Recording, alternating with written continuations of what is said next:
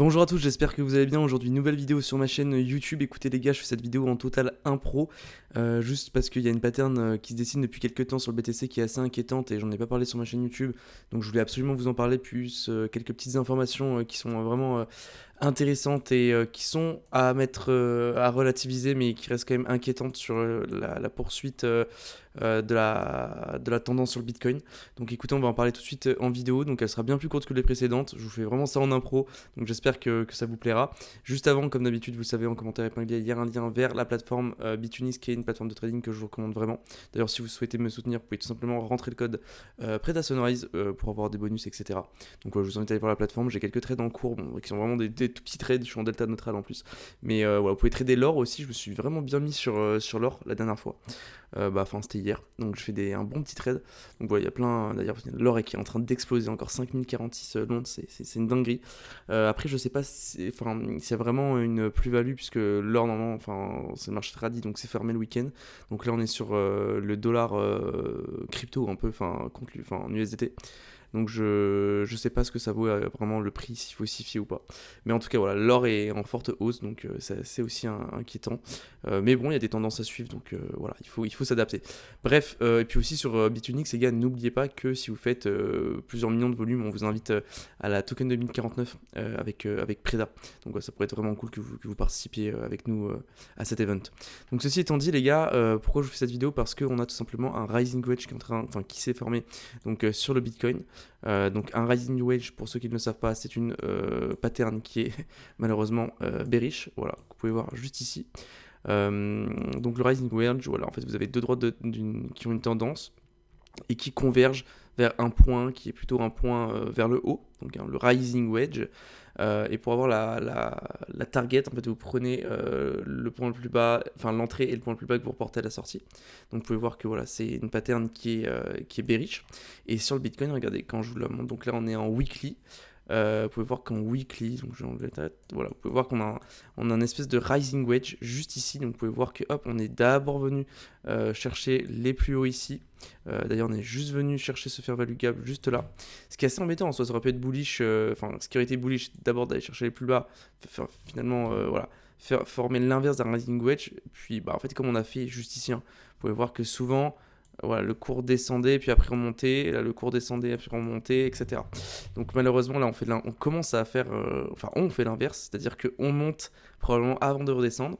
Donc par exemple, si on prend, je vais le faire devant vous, là, l'entrée versus la sortie, donc je prends l'entrée du triangle, de l'entrée de la pattern et du point le plus bas et que je reporte à la sortie, ça nous emmène directement aux 67 000 dollars environ. Bon, c'est approximatif, les gars, donc c'est environ 77 000 dollars.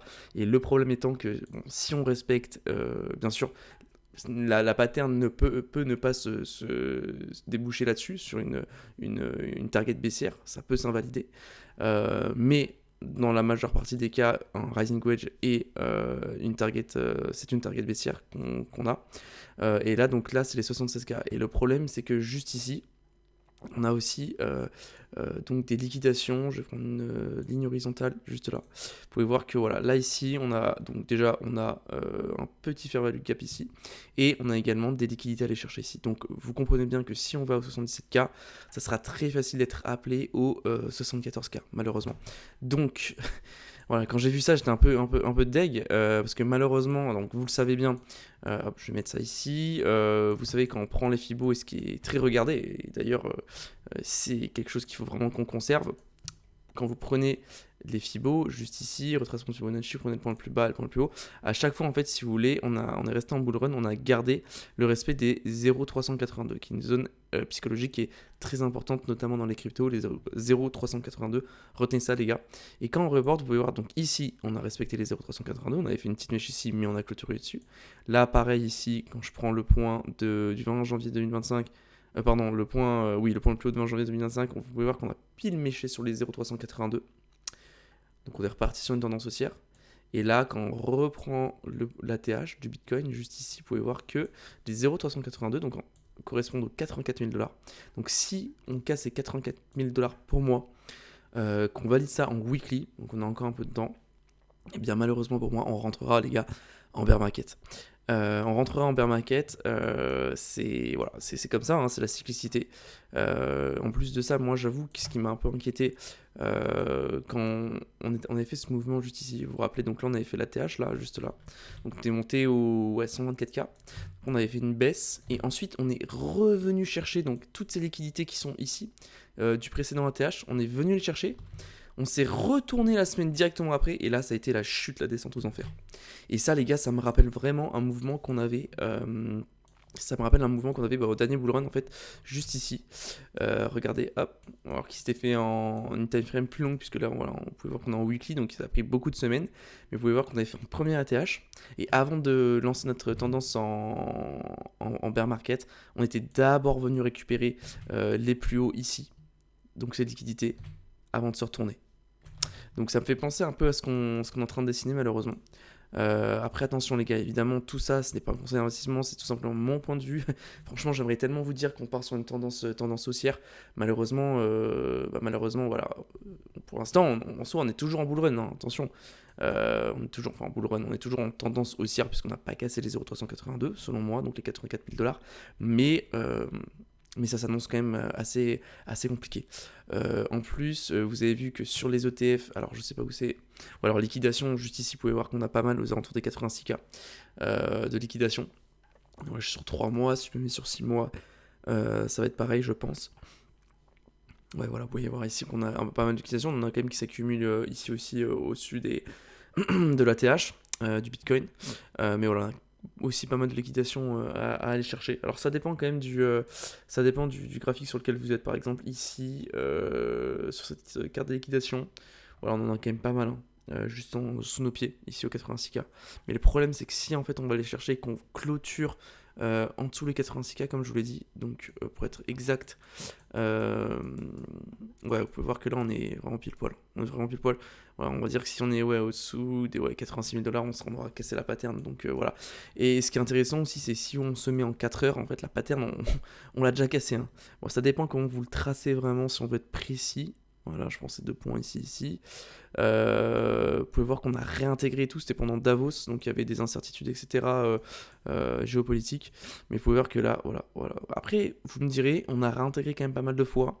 Mais le souci, c'est que plus on reste en fait à ce niveau-là, surtout qu'en plus les volumes là, les volumes ils sont clairement descendants. Il y a de moins en moins de volume. Le RSI, pareil, on est en divergence quand il y avait une tendance haussière. Ouais, en divergence. Donc malheureusement, c'est pas bon. C'est pas bon. Si cette zone ne sera pas tenue, bon là, on vient de la recasser, comme plein de fois. Mais si voilà, on fait une belle bougie, bah voilà, les gars, ça sera compliqué, et voilà, si on s'en suit la target, ça sera aux alentours des 76K, puis forcément des 74K, 75K, puisqu'ici il y a des liquidités à aller chercher. Donc désolé les gars d'être pessimiste, en plus on a les ETF aussi où il y a eu pas mal de sorties. Pas mal de sorties, où est-ce que c'est marché, ETF crypto. Ouais, voilà, on a eu pas mal de sorties ces 30 derniers jours, hein. Vous avez vu sur ce mois de janvier. Décembre, voilà, on a eu beaucoup de sorties. On a quand même ici des rentrées à plus d'1 milliard de dollars. Mais voilà, ici des sorties à 985 millions, 70, 140. Il y a beaucoup de sorties malheureusement.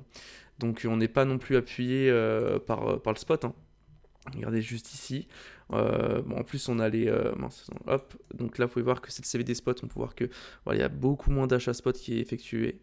Donc on n'a pas on n'a pas de vraiment un support acheteur, pas sur les perps ou enfin sur les futurs, mais vraiment sur le spot. Voilà, on a moins d'achats. Les fundings sont en positif. Et les spreads aussi. Les spreads en négatif. Donc ça, c'est plutôt ok. Mais voilà, les fundings en positif, bon. Donc à voir. Qu'est-ce que j'ai d'autre à vous partager? Ouais, aussi, il semblerait que en 12 heures, juste ici, on est une épaule tête épaule sur le Bitcoin. Donc vous savez que l'épaule tête épaule, c'est une figure bearish. Voilà, donc là vous avez la baisse qui est d'environ 9% par rapport à la sortie qu'on prend ici. Voilà, tout ça, ça nous met pas forcément très bien. On va pas se cacher. Et ça aussi, oui, alors ça c'est quoi déjà? Ouais, voilà, le 21 janvier, les détenteurs de long terme de Bitcoin ont vendu 75 000 BTC. Et au 22 janvier, ce chiffre a bondi à 122 000 bitcoins. Donc il y a une hausse de 61% en une journée, soit une accélération nette plutôt qu'une distribution progressive. Ouais, donc vous voyez qu'il y a beaucoup de détenteurs long-term Bitcoin qui sont en train de vendre aussi. Donc voilà, bon après, pour moi, tant qu'on casse pas non plus les 84 000 $, on restera sur la tendance dont je vous montrais, dont je vous ai parlé juste avant. Mais voilà, les gars, soyez prudents. Prenez ça en compte. L'idée, c'est pas d'avoir raison ou tort, c'est de se préparer aux deux scénarios. Vous savez très bien que si vous voulez trader, vous pouvez parier aussi à la baisse. Maintenant, attendez d'avoir des confirmations. Mais voilà, bon, navré de vous annoncer ça en pleine vidéo. Mais voilà, malheureusement, il faut analyser les choses de manière factuelle. Et là, on est sur des niveaux vraiment clés. Ici, sur un rising wedge, on vient chercher les plus hauts. Comme en fait ici, quand on allait chercher les plus hauts de la TH. Donc voilà, pour moi c'est bearish. Donc faites attention à vous les gars, sur vos positions, etc. Préparez-vous, c'est le plus important. Gardez des liquidités de côté toujours pour racheter plus bas. Et n'oubliez pas que si le Bitcoin continue de chuter, les altcoins vont forcément prendre vraiment cher. Puisque voilà, les altcoins suivent le Bitcoin. Regardez, si on prend un volume à gamme fixe, vous pouvez voir qu'ici on est sur des niveaux clés aux alentours des 843 milliards. Si on les casse, on pourra directement aller juste ici, donc sur les environ 650 milliards. Et là, juste là, vous pouvez voir qu'on a un gros trou. Et donc ça sera directement sur la zone des 400 milliards. Ici en fait cette zone là. Donc il faudra vraiment voir, surveiller, donc qui correspond en fait au dernier bear market. Hein. Donc il faut surveiller. Je suis en train de voir si on n'a pas une... Ouais, c'est grossier les gars, hein, mais on peut dire qu'on a une espèce de tendance comme ça. Donc il faudra voir quand on cassera cette... C'est très grossier hein, les gars, le tracé est vraiment très grossier, mais voilà, vous pouvez voir que en gros on suit une trendline comme ça et que si on casse cette trendline, malheureusement voilà, on cassera un peu cette dynamique qu'on a, puisque là on est quand même sur une tendance qui est plutôt qui est haussière. Donc il faudra voir ce que ça va donner sur les altcoins, mais forcément si le BTC chute, les alts vont prendre cher. Soyez extrêmement vigilants, je pense que je vais en parler dans une prochaine vidéo sur ma chaîne, mais la semaine prochaine, donc mercredi, toute la semaine prochaine on a des chiffres qui sont très importants, donc il va y avoir beaucoup de volatilité, donc faites attention à vous les gars. Après ce qui est bien pour la volatilité, c'est que si vous aimez trader, voilà, vous pouvez trader sur Bitunix pour le petit rappel, mais voilà, vous pouvez faire quelques profits hein, quand il y a du volume. Mais ce que je voulais vous dire, c'est juste les gars, faites vraiment très attention parce que le mercredi 28 janvier 2026, on a le FOMC. Donc on a Powell qui va parler donc sur est-ce que oui ou non également on va avoir une baisse des taux ou pas. Bon là pour l'instant sans surprise la baisse des taux reste probablement inchangée. Mais voilà, c'est surtout le discours donc il ne devrait pas y avoir de gros mouvements puisque voilà, c'est déjà plus ou moins pricé sur le marché, mais ce qui est intéressant de suivre c'est le discours de Powell, voir ce qu'il va dire. Mais ouais, il va y avoir pas mal de données. Communiqué du FOMC, ça sera à 20h juste ici, décision de la Fed sur les taux d'intérêt. Voilà, donc on resterait sur des taux inchangés. Voilà, faites attention à vous, je vous le dis sincèrement. Je pense que voilà, il va y avoir beaucoup de volatilité. Ce qui est quand même plutôt positif d'un autre côté, pour terminer sur une note positive, les gars, c'est que on a l'inflation qui est en train de chuter fortement. J'arrive plus à parler. Qui est en train de chuter fortement. On est à 1,20. Vous vous rendez compte qu'on est passé de 2,70. C'était quand? C'était le 13 décembre. Et là, on est quasiment... Ouais, alors attendez, on va prendre un mois après. On va dire il y a un mois tout pile, on était à 2,29. Là, les gars, on est à 1,20. L'inflation, là, elle a chuté brusquement depuis mi-fin décembre. C'est vraiment assez impressionnant. Il faut vraiment qu'on fasse attention aussi. D'un autre côté, il faut qu'on surveille. Alors, il y a un décalage de 90 jours. Donc, on aura probablement, s'il doit y avoir une baisse des taux par rapport à l'inflation qui est en baisse, ça sera dans environ 90 jours. Donc, au moment où il y aura le nouveau chairman de la Fed, donc ce sera plus Jérôme Powell. Donc, il faut voir ce qui va se passer. Mais il ne faut pas que l'inflation chute trop parce que sinon, ça veut dire qu'on rentre en récession. Donc, il va vraiment falloir être vigilant et surveiller les prochains chiffres qui vont être publiés sur le PIB des États-Unis. Pour l'instant, le PIB il est en croissance. J'ai pas les chiffres, les gars, sous les yeux. Je l'ai vu hier, on était en live avec Preda. Je sais plus à combien on était à 2, je crois, 2% ou 2,1 ou je sais plus quoi. Donc le PIB reste quand même positif. Donc voilà, on n'est pas. Donc a priori, il ne devrait pas y avoir de récession. Mais c'est quand même à surveiller. Donc voilà, c'est quand même pour l'instant l'inflation, si continue à chuter comme ça et que peut-être on pourrait stabiliser, ça reste quand même positif et peut-être que la Fed pourra commencer à penser à baisser les taux d'intérêt. Mais ce qui donc serait favorable au risk-on, hein, donc le Bitcoin, puisque franchement, voilà, il y a des actifs comme l'or, où voilà, je pense les gars, on est vraiment sur une tendance qui est phénoménale. Je sais pas laquelle prendre. Je vais prendre XAUUSD. Ah, parce que je suis en crypto. Ok, donc c'est juste la XAU, pardon. Ouais, je pense qu'on va prendre celui-ci. Vous pouvez voir que l'or, il est en temps. Les gars, à chaque fois que je vois ce graphique, je suis quand même. Vraiment, je suis tellement. Enfin, je trouve ça tellement dingue. C'est quand même hallucinant, les gars. On est vraiment sur. Enfin, regardez ça, les gars, c'est abusé, c'est tellement parabolique.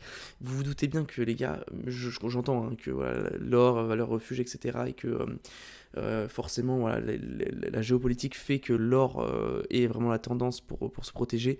Mais les gars, ça reste un actif et vous doutez bien qu'un actif qui monte de manière aussi verticale, à un moment donné, va se retourner. D'ailleurs, vous pouvez constater, on avait tout simplement voilà, on avait ce bull run finalement, de leur stabilisation, petit bull run, etc. Et là, c'est un climax run en fait. C'est clairement un climax run, c'est une dinguerie. Donc je crois que l'or il est actuellement capitalisé, je sais pas si j'ai la data ici, mais c'est 30 000 milliards, je crois qu'il est capitalisé. La capitalisation de l'or, le bitcoin, je crois, on est autour de 2 000 milliards, donc ça fait, vous vous rendez compte, en fait, ça fait, en fait, le bitcoin représente seulement 6% de l'or. Donc vous vous doutez bien que quand tout cet argent puisque les banques achètent énormément d'or, ça y est, là, je vois les retails autour de moi, je sais pas vous, mais beaucoup de gens commencent à acheter de l'or, quand tout le monde commence à s'intéresser à l'or, quand tout cet argent, quand il va commencer à y avoir un retournement de tendance de l'or, tout cet argent va se déverser dans tous les actifs, on va dire les risk-on. Vous vous doutez bien qu'il va y avoir une quantité d'argent phénoménale quand voilà, la macro et la géo, tout ça, ça ira beaucoup mieux. Donc voilà, évidemment, il faut que ça aille mieux, mais quand tout cet argent se déversera vers les risk-on, les gars, je peux vous garantir que vous n'êtes pas prêts des pumps qui vont arriver. Bon, pour l'instant, c'est pas encore le cas. La macro, la géo est un peu dégueulasse, donc on va patienter. Mais vous voyez bien que c'est parabolique, à un moment donné, voilà, les arbres ne montent pas jusqu'au ciel, donc il faudra bien surveiller le cours de l'or. Voilà. Écoutez, en tout cas, j'espère que cette vidéo vous aura plu. Je crois qu'elle est un peu plus longue que prévu.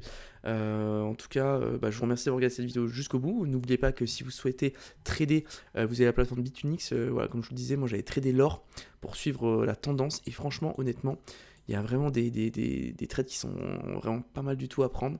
Voilà, vous pouvez même en acheter en fait concrètement contre du Bitcoin, etc. Donc voilà, moi j'aime bien prendre des trades parce que j'avoue que le mouvement est tellement parti qu'en fait j'ai aucune raison d'acheter en fait maintenant. Pourquoi en fait j'irais acheter ici alors que j'aurais pu acheter là. Enfin voilà, ça n'a pas trop de sens.